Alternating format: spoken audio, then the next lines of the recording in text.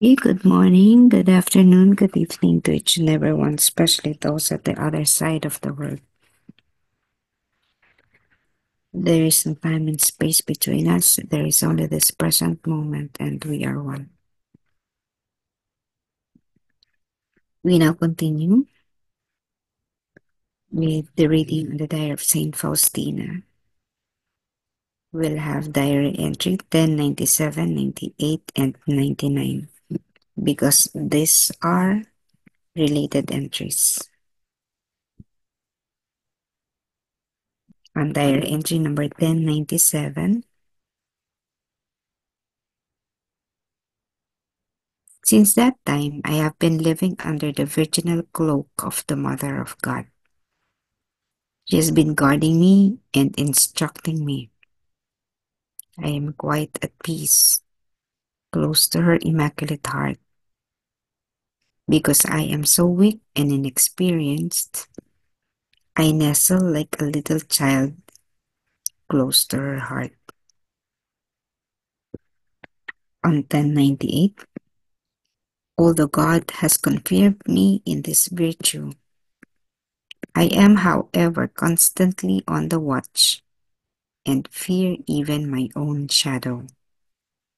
But this only because I have come to love God intensely. This grace from God on 1099 was given to me precisely because I was the weakest of all people. This is why the Almighty has surrounded me with His special mercy. Mula noon, ako ay palagi nang nasa ilalim ng manto ng mahal na Birhen. Binabantayan niya ako at tinuturuan. Ako ay medyo payapa, malapit sa kanyang kalinis-linisang puso. Dahil ako ay mahina at walang karanasan, ako ay yumuyup-yup malapit sa kanyang puso na parang isang paslit. Bagamat kinumpirma ako ng Diyos sa kabutihang ito, gayunpaman ako ay patuloy na nagbabantay at natatakot kahit sa sarili kong ngunit ito ay dahil lamang sa minahal ko ang Diyos ng gusto. Ang biyayang ito mula sa Diyos ay ibinigay sa akin dahil ako ang pinakamahina sa lahat ng tao. Kung kaya pinalibutan ako ng makapangyarihang Diyos ng kanyang natatanging awa. Okay, 3 entries, and these entries are all connected to each other and a continuation of 1095 and 1096. 1095 and 1096, pag binalikan natin, again, is all about the sexuality, where it was when Faustina received the grace of protection to protect her eternally from all temptations related to chastity. O lahat ng mga makasasagabal to this virtue or to the vow of chastity. Kasi alam natin, the vow of chastity is one of the vows of the nuns and the priests. Bahagi yan, kailangan nilang gawing panata. At yan dahil ay isang vow, isang panata. A vow is a very deep promise, isang malalim na pangako. Hindi ito ordinaryong pangako na itinatali ng isang religious to when he or she decided to pursue the vocation. Mapapansin nyo, bakit gano'n na lamang ang stress ng simbahan sa chastity? Kasi, biruin mo, Sa tatlong vow or panata, isa yung chastity, no? Pwede namang ibang panata. Bakit? Hindi na lang vow of poverty, vow of obedience. Bakit yung pangatlo, yung chastity pa, no? Pero, ibig sabihin, for me, no? Or sa akin, kasi binibigyang pansin ng simbahan ang kalinisan dahil sa pagiging malinis, ma-attain natin ang kabanalan.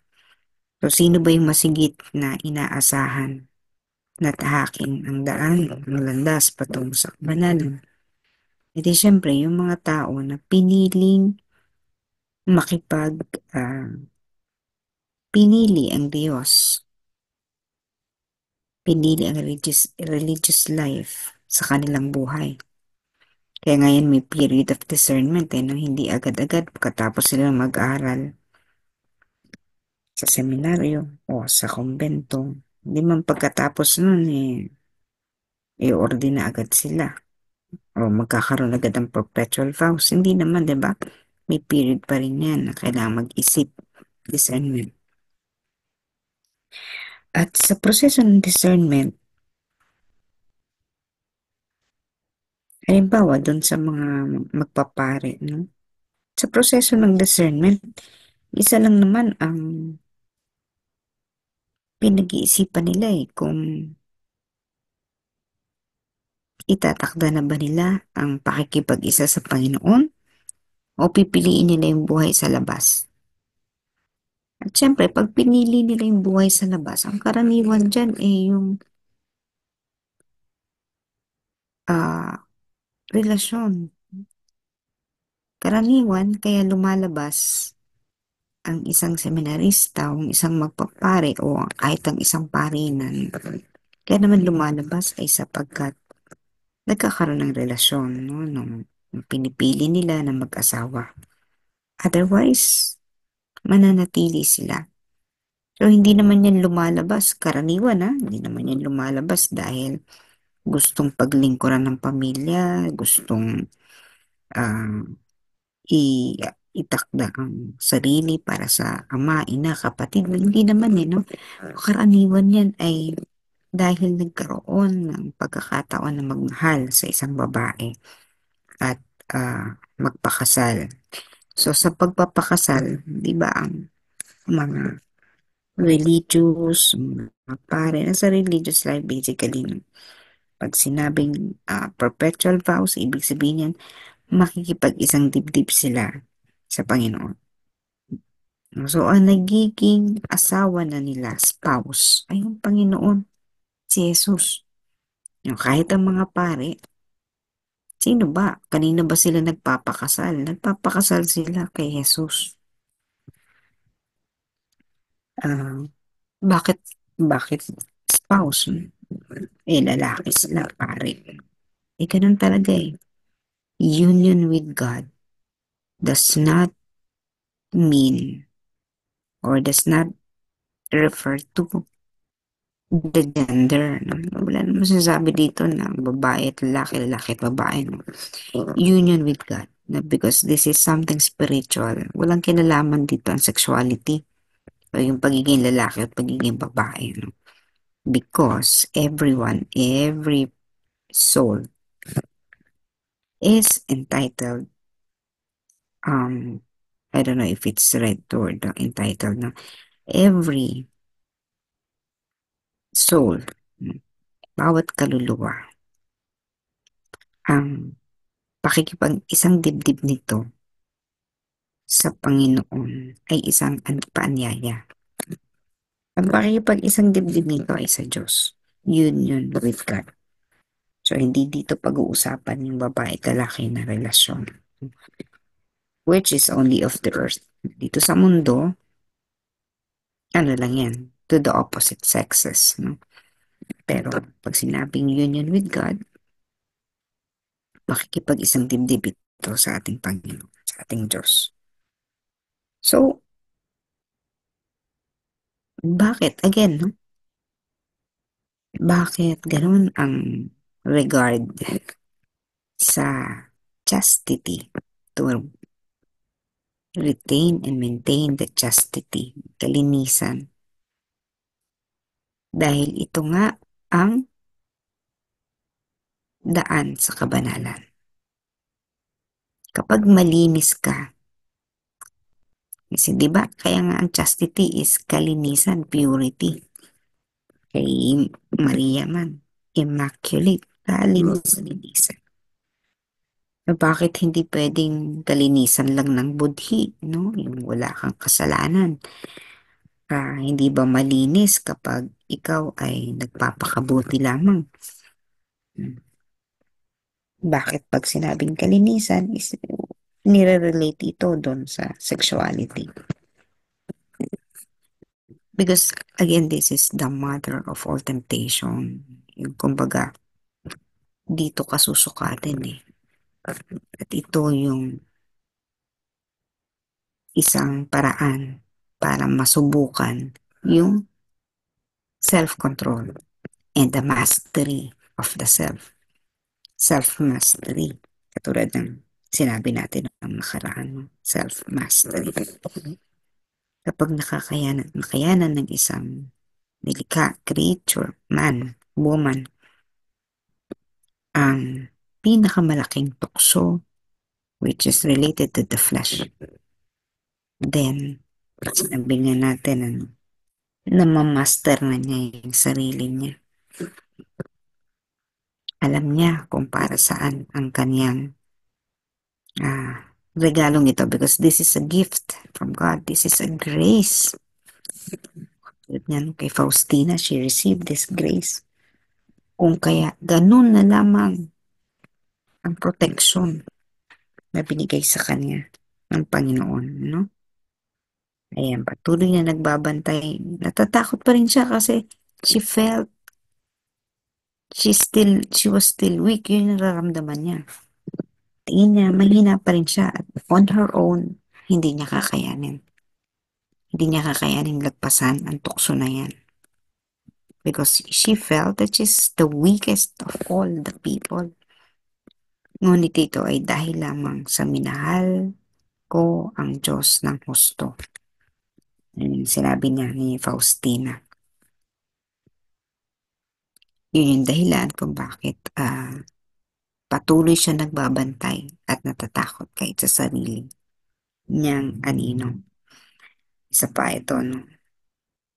Ako ay mahina at walang karanasan. Kaya yumuyup-yup siya sa kanyang puso. Sino yung kanyang puso? Mahal na birhen na parang isang paslit. Hinayaan niya na yung manto, yung cloak, mahal na birhen ay uh, ano siya, spread sa kanya. Kumbaga, ipailalim siya under the protection of the mantle of the Virgin Mary. Yun yung nagpoprotekta sa kanya.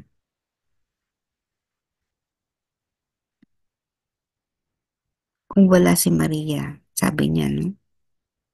Kung hindi dahil kay Maria, siya nga si Maria ngayon nag-request kay Jesus na bigyan mo nga to kay Faustina para she will be protected in golden sanctuary. Because of all the people in the world, si Mary yung nakakahigit na nakaiintindi kung ano ang ibig sabihin ng pagiging pure and chaste because she was able to withstand, no, and overcome. Kasi sa simula't simula, Immaculate Conception, pinaglihing walang kasalanan. Kung nung naging tao siya, hindi niya nalagpasan, sayang lang. Sayang kasi pinagli siya walang kasalanan eh, no? Malinis na malinis. Kung halimbawa, nung naging mag-asawa sila ni Joseph, no, kung nagsiping man sila, di sayang yung pagiging immaculate niya from the very beginning. Nung nasa tiyan pa lang siya ng kanyang ina't amang malinis. Yun. So, she's the model for us of being chaste and pure. Pangalawa, syempre si Jesus. He lived his life in in fullness, no? In pure, chaste. So silang mag-ina, pareho silang malinis. Kaya tingnan nyo yung kapangyarihan nila. Tingnan nyo kung gaano si Maria, tao, no? Tingnan nyo kung gaano siya naging powerful. When I say powerful, no? Tingnan yung nakakapamagitan siya sa atin, sa kanyang anak, tayo at sa kanyang anak. Mother of perpetual health, pag tayo may hiniling na ibibigay na ipagkakaloob sa pamamagitan ng mahal na Birhen. So, yun yung power niya. Lalo na si Jesus, the power to drive away evil, everything. So, it is everything. If we would be able to maintain that chastity, we can also have our own power. Ang dali nating magiging tagapamagitan para sa mga naghihingi ng dasal para sa atin. Because when we pray, parang isang bata, no? Walang kasalanan, kaya ang bilis ng napapakinggan ng Panginoon ating mga panalangin. Sa isang bata na walang kasalanan, ganun din tayo, pure and chaste. Now, if in the course of our life, nagkaroon tayo ng asawa, nagkahiwalay, bawa namatay, o talaga nagkahiwalay, so hindi ka na ba pwedeng maging pure and chaste? Hindi na lang 100%, no? Pero one can still live a life of chastity even after marriage. No, kung nagkahiwalay na kinasawa mo, kung namatay man ito, tas hindi ka na, no? Pinanatili mo yung kalinisan. In terms of sexuality, ang pinag-usapan natin dito, no? Then, one can be a candidate to holiness. Again, kasama ito sa kailangan nating i-control self-mastery if you want to be holy. Even Saint Augustine na punong-puno ng, diba, dami niyang naging relasyon, diba, may anak pa nga siya. Even Saint Augustine was able to achieve sainthood kahit na nabuhay siya ng marumi. Because when Saint Augustine learned and realized, nagkaroon siya ng realization kung sino siya, of who he is, that he is a child of God, and when he chose to marry himself to God, he tread the path of chastity. So, hindi nga lang ganun kalinis sapagkat nagkaroon ng kasalanan in the past, no? Pero yung pagkatapos nun, sinunod na niya ang kalinisan. So, everyone, all of us, maaari naman tahakin ito. Pero pag tinahak natin, dire-diretso. Along the way, kung nahulog ka pa din, meron pa rin pagkakataon para magpakalinis. No? So again, self-mastery. This is a very challenging one. If you would be able to master this form of, or master this yourself in this form, dire-diretso po yan. All other virtues would follow. Katulad kay Faustina, in her case, nagawa niya yan, nalagpasan niya yan. Kaya, yung iba pang mga virtues, nagkaroon siya ng pagkakataon para i-master. Humility, no? Mas naging humble siya eh. No, yung obedience, mas naging obedient siya. Kasi nga, ang namamayani na sa kanya, who rules kay Faustina, yung kanya ng kaluluwa. So, yung mas may kapangyarihan na sa kanya ay ang kaluluwa, which is the spiritual over the physical. So, hindi na yung physical ang nangunguna sa kanya o namamayani sa kanya, kundi ang kanyang espiritu. And when we say spiritual or the spirit, She recognized her direct connection to God who is pure and who is a model of chastity. So yun, mahaba, no? Biruin mo, 10, 95, 96, 97, 98, 99. Ilang entries yan in her diary. Kasama pa yung diary number 40. No, ganun yung binigyang pansin. Ganito, binigyang pansin ni Faustina tungkol sa kalinisan.